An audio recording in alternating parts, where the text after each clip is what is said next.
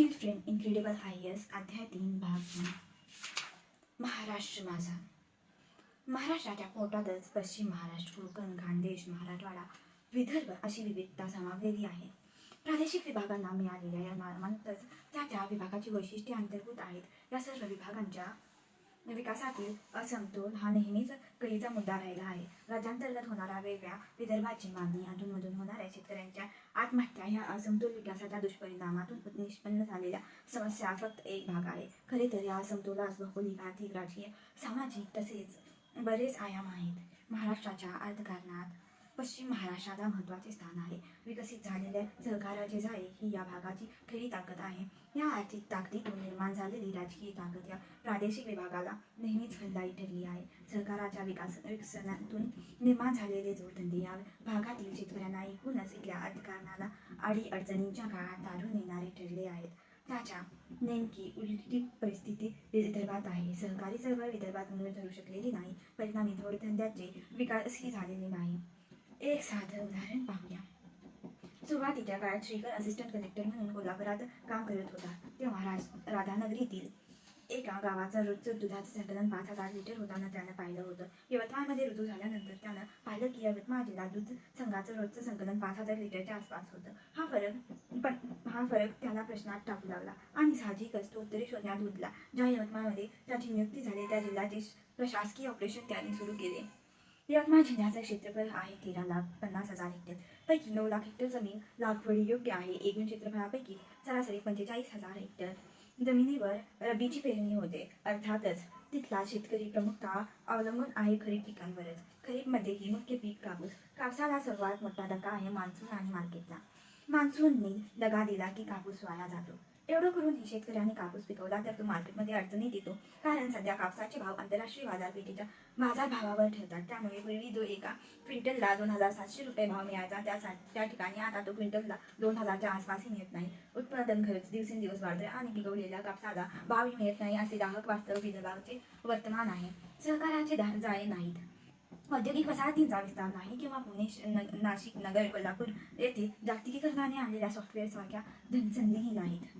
परिणामी सगळा भार आहे तो शेतीवरच. शेती अवलंबून आहे खरीप पिकांवर व खरीप अवलंबून आहे लहरी मान्सूनवर. या पार्श्वभूमीवर वेगवेगळी कृती आराखडे, केंद्र शासन व राज्य शासनाने वेळोवेळी जाहीर केलेली अनुदाने हे संकट समयीची मदत होऊ शकते, पण समस्येवरचा तो दीर्घकालीन उपाय नव्हे. सरकारी अनुदानांवर विसंबवण्याची वृत्ती हा ही विकासातला एक प्रमुख अडचण आहे. विदर्भातील जनतेच स्वयंस्फूर्तीने आपल्या समस्या जाणून विकासाच्या वाटा शोधल्या पाहिजेत. त्यासाठी तशी प्रेरणा हवी, मार्गदर्शन हवं. विदर्भासाठी नवी सृष्टी निर्माण करणं अशक्य कोटीतलं नसलं तरी तशी दृष्टी असणारी माणसंच त्या भागाची खरी गरज आहे. लोक एकत्र येतात हे लोकांच्या इच्छेतूनच घडतं. आदेशांनी किंवा हुकमांनी लोकसहभाग सिद्ध होत नसतो. त्यासाठी तसा उत्साह लोकांत निर्माण करावा लागतो. त्यासाठी संस्थेच्या उपक्रमात लोकांचा सहभाग नसला तर त्याला अर्थ उरत नाही. अर्थातच लोकसहभागासाठी त्या संस्थांच्या प्रशासनाकडे चांगले कार्यक्रम असले पाहिजेत. तशा कार्यक्रमांची आखणी उपक्रमशील श्रीकरने आखली. परिवर्तनाची ध्येय प्राप्तीची आस जनमानसात नसेल, मेहनतीची मानसिकता जर नसेल तर कितीही चांगल्या योजना आखून व मोठी ध्येय ठरवून परिस्थितीत फरक पडत नसतो. लोकांना पटणाऱ्या विकासाची सच्ची आशा निर्माण करणाऱ्या योजना आखूनच लोकांचा सहभाग मिळवला जाऊ शकतो. ही जनमानसाची नस या डॉक्टर महाशयांनी पकडली. 2005च्या अंतर्गत पावसाने दिलेला तडाखा, पाण्याच्या समस्येशी जोडलेला कोरडवाहू जमीन विकासाचा मुद्दा, शेतकऱ्याच्या आत्महत्यांच्या कथा आणि व्यथा या वास्तवाने विदर्भाची जनमानसे पाळलेले होतेच. त्या सकारात्मक तशा कार्यक्रमांची गरज होती. ही वस्तुस्थिती जाणून 100% लोकसहभाग व श्रमदानावर आधारलेली एक योजना जिल्हा परिषदेच्या माध्यमातून डॉक्टर श्रीकरने जाहीर केली. जलसंधारणातून जलसमृद्धीकडे. 2005 सालच्या पावसाने निर्माण केलेल्या पूर परिस्थितीने महाराष्ट्राचे कंबरडे मोडले होते. 21% जंगलाचे वरदान लाभलेल्या यवतमाळ जिल्ह्यात 95% जमीन कोरडवाहूच आहे. पाऊस हा पर्यावरणातील केंद्रबिंदू.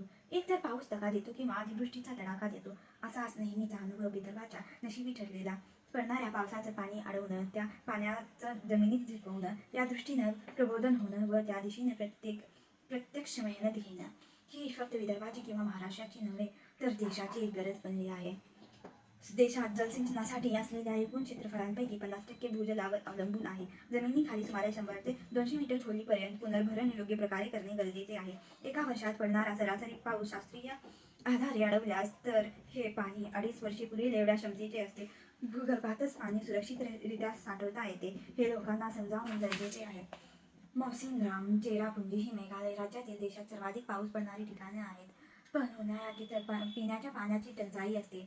डिस्ट्रिक्ट अटॅचमेंट या IAS प्रशिक्षणाच्या टप्प्यात दुर्गम भागातील एखाद्या खेडेगावात अधिकाऱ्यांना पाठवलं जातं. डॉ. शेखर गेला होता हिमाचल प्रदेशातील शारली मानपूर गावात. बारमाही दुथडी भरून वाहणारी नदी या डोंगराळ भागातील गावात आहे, पण त्या पाण्याचा उपसा करण्याचा खर्च त्या लोकांना परवडत नाही. परिणामी पाण्याची टंचाई ही बारमाही असा तिथला अनुभव आहे. आर्मी अटॅचमेंटमध्ये याची टीम गेली होती. आर्मी बेस कॅम्प लेहला या ठिकाणापासून 130 ते 140 किलोमीटर अंतरावर सिंधू उगमस्थानाच्या दिशेने गेल्यानंतर तिथं 27 डिग्री सेल्सिअस इतकं खालचं तापमान असतं.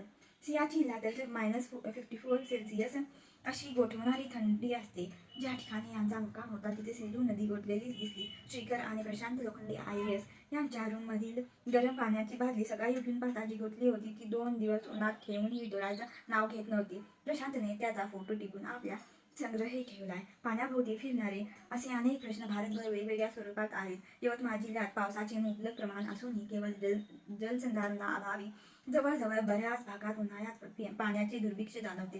हे वास्तव आणि जलसंधारणाचे महत्त्व स्थानिकांच्या मनावर बिंबवून कोणतेही अनुदान नसलेले जलसंधारणातून जलसमृद्धीकडे हे योजना शेखरने सुरू केली.